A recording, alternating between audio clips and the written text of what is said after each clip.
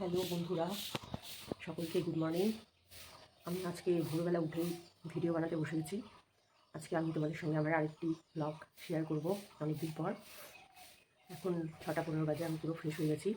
আজকে আমার জন্য এবং তোমাদের সকলের জন্য একটা সারপ্রাইজ অপেক্ষা করছে।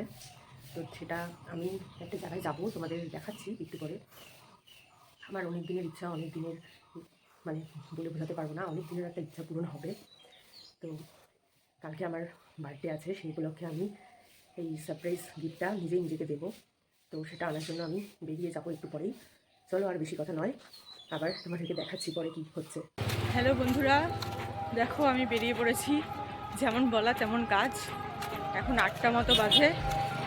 তো আমি এখন যাব, কোথায় যাচ্ছি সেটা সারপ্রাইজ, সেটা আগে বলা যাবে না। চলো দেখাচ্ছি। হ্যালো, আমরা চলে এসেছি চলে। এখন এখানে একটু থামলাম, এখান থেকে আবার যাব বাসে করে। তো চলো যাওয়া যাক।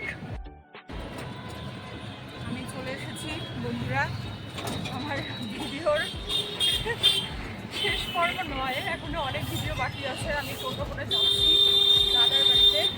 আমি চলে এসেছি রায়গঞ্জে। এবার তোমাদেরকে বললাম সারপ্রাইজ আর রাখবো না, এখন আমি বীরনগর যাচ্ছি। তারপর তোমাদেরকে দেখাবো ওখানে কি হচ্ছে। হ্যালো বন্ধুরা, আমি চলে এসেছি রায়গঞ্জ বীরনগরে। তো আমি যেখানে যাব সেই দাদার বাড়ি খুঁজে পাচ্ছি না।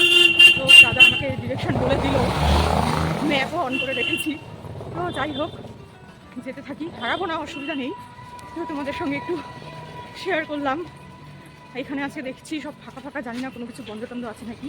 তো চলো যাওয়া যাক, তারপরে তোমাদের সাথে আবার শেয়ার করছি সবটা। এবার আমি বাড়িতে যাচ্ছি। আমার কপালে কি অপেক্ষা করছে আমি জানি না, একদম জানি না।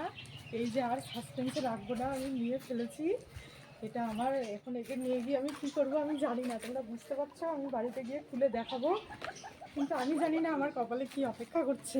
তোমরা কি কিছু বুঝতে পারলা এটা কি? যদি বুঝতে পেরে থাকো তাহলে আমাকে জানিও। ওকে, টাটা, পরে গিয়ে কথা হবে।